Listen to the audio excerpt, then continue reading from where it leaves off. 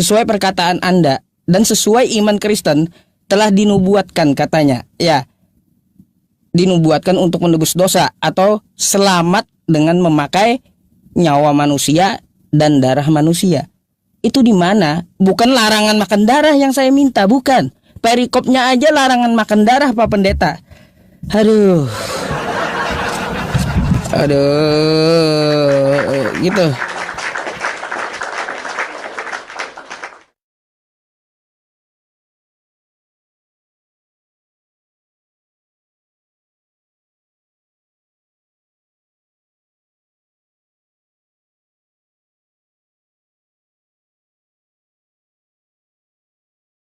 Ya sudah membagikan Yesaya, ya kan? Yesaya 53 tadi saya sudah sampaikan, ya. Dikatakan di situ, sebentar ya.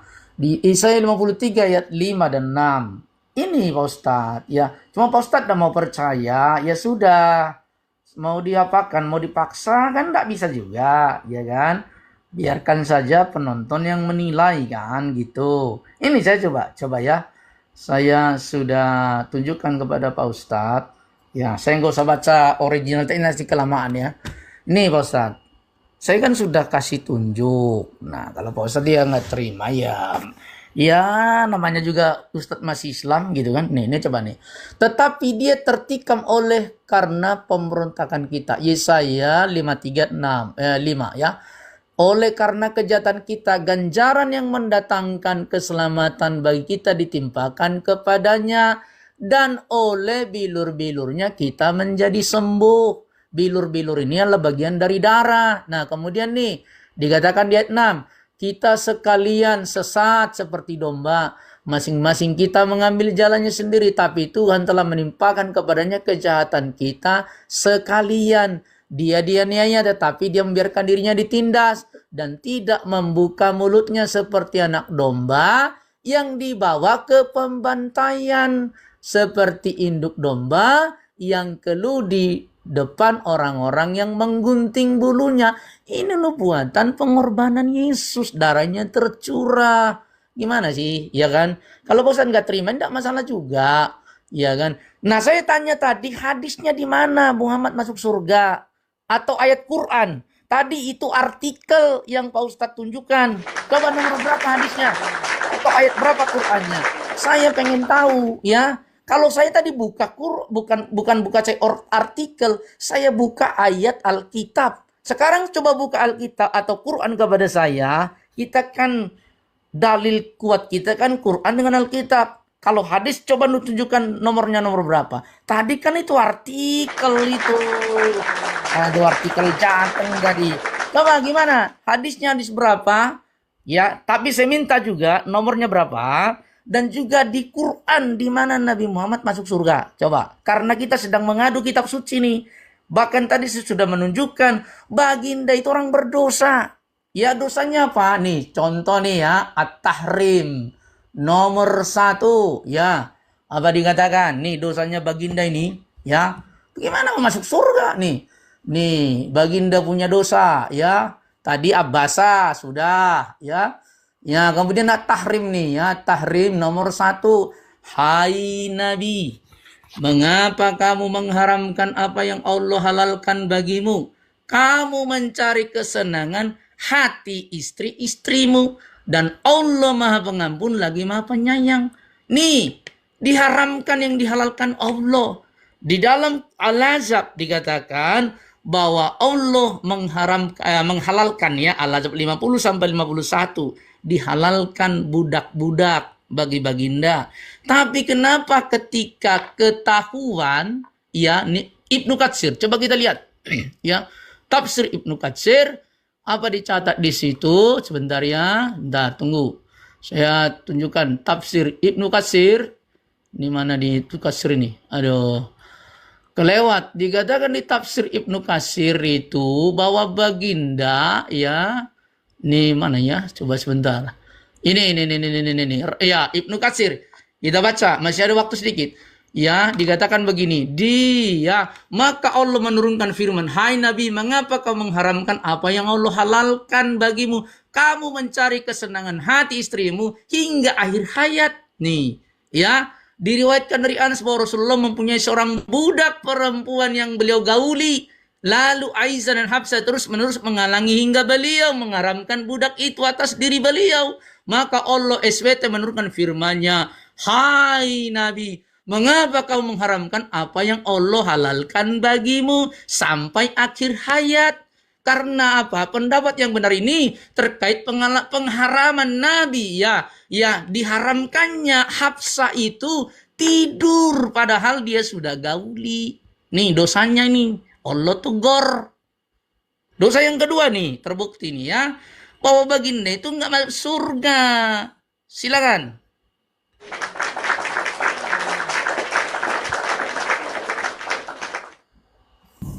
Ya, silakan Pak Ustaz.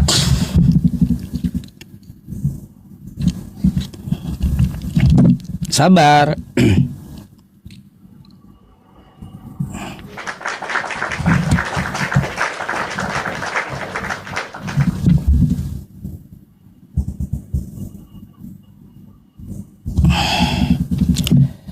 Baik, ya teman-teman semuanya. Ya, berulang-ulang pun saya jelaskan arti maksum, rupanya nggak ngerti ya Pak Pendeta, teman-teman ya. Lalu bawa at-tahrim pula tadi dia. Ingin mengubah hukum Allah itu perbuatan dosa, makanya langsung ditegur Allah agar tidak terjadi dosa. Artinya Nabi Muhammad tidak berdosa di situ Pak Pendeta. Itu namanya maksum ya. Yang namanya maksum kayak gitu Pak Pendeta. Dosa itu kagak jadi terjadi gitu. Oke, itu yang namanya maksum gitu loh. Berapa kali saya udah jelaskan, tidak tercebur ke dalam dosa. Lalu dibawa pula at-tahrim. Hai Nabi, kenapa kamu ingin menyenangkan istri-istrimu bla bla bla bla bla bla. Di at-tahrim ayat 1 itu kan banyak saya tahu ceritanya ya. Tentang masalah itu tahu. Tapi ini tentang masalah apa yang kita bahas ini? Tentang masalah keselamatan. Jangan lari dari tema. Oke? Itu dulu yang kita perlu bahas. Dari yang kita bahas ini gak usah kesana kemari. Pak Pendeta, tadi saya melihat Anda membawakan Yesaya juga. Ya, Yesaya 53.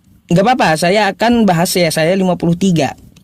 Coba, kata Anda saya itu ya tidak mau terima karena masih Islam. Coba Anda buka dulu Yesaya 53 nomor 10 Pak Pendeta. Ya, kalau Yesaya ini adalah Anda katakan untuk nubuatan menyelamatkan pakai darah manusia. Mari kita buka. Nih, di 10-nya ya. Tetapi Tuhan berkehendak meremukkan dia dengan kesakitan. Ia akan melihat keturunannya, umurnya akan lanjut, dan kehendak Tuhan akan terlaksana. Kan gitu. Nih, apabila ia menyerahkan dirinya sebagai korban penebus salah, ia akan melihat keturunannya, umurnya akan lanjut, dan kehendak Tuhan akan terlaksana. Saya mau tanya Pak Pendeta, ini kan ada kata keturunan ya, keturunan. Kita cek dulu nih ya, saya mau bahas dulu kosakata keturunan nih. Nanti Anda ngeles bahasa asli pula, di ke kitab asli pula kata Anda. Nih sebentar ya. Nih ya, kita lihat ayat yang tadi ya kawan-kawan. Nih keturunan ya. Keturunan, kita klik dulu. Bahasa aslinya apa? Mana ini? Zera. Ya, zera. Keturunannya benih. Sperma, gitu ya. Sperma. Nah, baik. Berarti ya teman-teman, Kalau itu untuk Yesus, kata Anda ya, keselamatan dengan memakai nyawa manusia, darah manusia, mana keturunan Yesus? Di Yesaya 53 itu, jika Anda paksakan, umurnya akan panjang dikatakan di situ. Tolong tunjukkan istri Yesus. Sama saya, sama anak-anaknya, karena anak-anaknya akan berumur panjang. Jelas tadi sudah dengan bahasa teks asli, ya, teks asli, zerah artinya sperma. Sperma atau benih gitu, keturunan. Nanti alasan pula seperti kemarin-kemarin, ini masalah ini keturunan, kata Kristen yang lainnya selain Pak Pendeta, jawabannya masalah keturunan ini, kami ini disebut bukan keturunan biologis, tapi yang namanya mengikuti Tuhan adalah anak-anak Tuhan.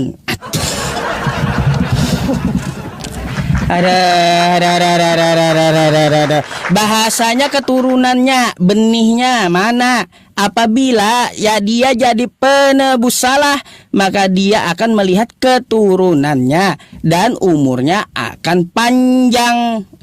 Sekarang carikan ya, istri Yesus mana, anak-anak Yesus mana, silakan.